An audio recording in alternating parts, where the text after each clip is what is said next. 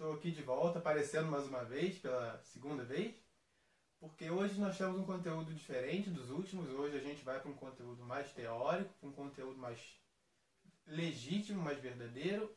Legítimo no sentido de que agora finalmente a gente vai falar de literatura. Nesse momento a gente dá início aos primeiros estudos sobre obras, sobre autores, sobre contextos, com o quientismo, que é o primeiro estilo literário constituído no Brasil. Queria agradecer pela atenção, pelo carinho e pelas visualizações que vocês estão dando. Bom, o quientismo ele não pode ser considerado muito bem uma escola literária, um estilo literário. Por quê? Porque ele, na verdade, é um registro histórico, ele é um marco temporal da colonização do Brasil. O quientismo ele não tem autores brasileiros, de fato, ele é constituído em terras brasileiras, no território que hoje é do Brasil. Por que eu estou levantando isso? Porque ele não tem uma característica de literatura, uma característica de texto própria, não tem traços distintivos. A literatura do quientismo ela se dá, obviamente, nos anos de 1500, por isso esse nome, e ela vai ter uma divisão dicotômica. Vai ter duas representações mais gráficas do quientismo, que é a literatura informativa e a literatura formativa. A literatura informativa ela é oriunda das navegações, da época das navegações dos portugueses ao mundo e, consequentemente, chegando até o Brasil. Ela vai ser majoritariamente demarcada justamente pela Carta de Caminha, em que ele informa ao rei Dom Manuel sobre o achamento dessa nova terra, a qual chamou de Terra de Veracruz. Tem até um trecho aqui que eu vou botar para vocês enquanto eu leio, que é um pequeno trecho do momento em que ele registra o encontro dessa nova terra. É mais ou menos assim: Senhor, posto que o capitão morra desta vossa frota, e assim os outros capitães escrevam a vossa alteza do achamento dessa vossa terra nova, que se agora nesta navegação achou, não deixarei também de dar nisso minha conta. E assim seguimos por esse caminho ao longo de terça-feira de oitavos de Páscoa, que foram 21 dias de abril que topamos alguns sinais de terra. Na quarta-feira seguinte, pela manhã, topamos aves, que chamamos furabuchos, e neste dia, às horas de vésperas, houvemos vista de terra. Isto é, primeiramente, de um grande monte muito alto e muito redondo, e de outras terras mais baixas ao sul dele, e de terra chã, com grandes arvoredos. Ao qual o monte alto o capitão pôs o nome de Monte Pascoal, e a terra de Veracruz. E dali houvemos visto de homens em torno de 7 ou 8 que andavam pela praia, conforme os navios pequenos disseram por chegarem primeiro. A feição deles é serem pardos, maneira de avermelhados, de bons rostos e bons narizes, bem feitos. Andam nus, sem cobertura alguma, nem estimam nenhuma coisa cobrir ou mostrar suas vergonhas. Estão acerca disso com tanta inocência como têm em mostrar o rosto. Nesse momento em que há o primeiro choque de cultura entre os portugueses navegadores e os indígenas nativos do Brasil.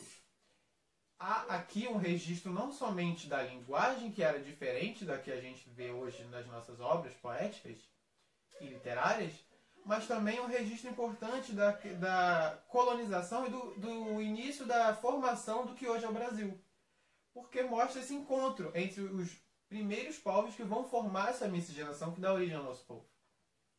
Lembrando que nesse contexto das grandes navegações também ocorria na Europa a Reforma Protestante, organizada por Martinho Lutero, e consequentemente já no período da Contra-Reforma Católica, liderada principalmente pelos jesuítas, sobretudo na Companhia de Jesus, em que a religião católica buscava angariar novos fiéis e não perder o espaço que vinha perdendo na Europa. Como que eles resolveram fazer isso? Aí a gente passa para a literatura formativa, que na verdade é uma literatura de catequese, é uma literatura de formação de novos católicos, de angariação de novos fiéis. Essa missão jesuítica foi liderada pelo padre José de Anchieta, um grande escritor, fez diversos poemas, diversas dramatizações, inclusive foi preso aqui no Brasil posteriormente, na Praia dos Tamoios, na região da aldeia dos Tamoios, onde hoje é a Praia de Ubatuba, em que ele, na areia, escreveu mais de 5.000 versos em homenagem à Virgem Maria. Mas voltando, a literatura formativa tinha como principal intuito angariar novos fiéis, agregar mais fiéis e levar essa cultura católica ao novo povo, para aumentar o número desse rebanho. é uma literatura que vai dar conta de instruir os novos padres, instruir os novos religiosos e também de trazer essas novas almas para o catolicismo. Se vocês pararem para pensar, vocês vão perceber que é uma forma de domínio, de aculturação, de apagamento de uma cultura que já vinha sendo proferida há incontáveis anos nas aldeias indígenas e que mostra como que é cruel esse processo de colonização.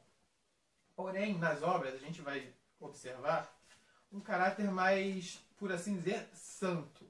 Como por assim dizer? As obras em si escritas não trazem esse caráter dominador tão aflora.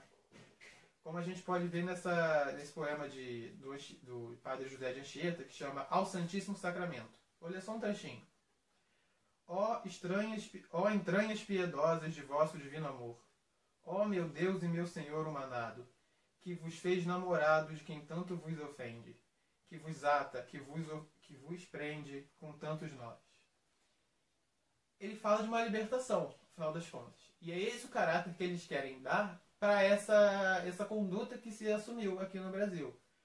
De trazer essas almas, de conceber conceitos de culpa, conceito de pecado, conceito de fé, de castigo, para essas pessoas. Ou seja, você oferece conceitos que a coíbem, que a coerçam de fazer determinadas ações, de manter determinados comportamentos, para que elas se sintam ameaçadas ao fazê-las e, de certa forma, sejam orientadas, sejam direcionadas para um caminho indicado pelo padre ou pelos padres. Beleza? Nesse período, como eu falei no início desse vídeo, não vamos ter uma variedade de escritos muito grande.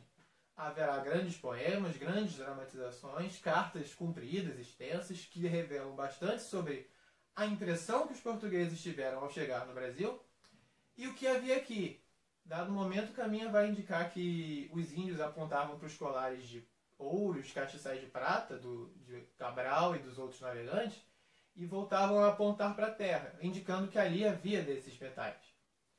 Tudo isso vai ser, esse primeiro registro literário brasileiro, vai ser, na verdade, um marco muito mais importante para a nossa história, para a nossa cultura, do que para a nossa literatura. Beleza? Dê uma olhada no material que está lá no Drive, façam um exercício, por favor, e qualquer coisa é só mandar.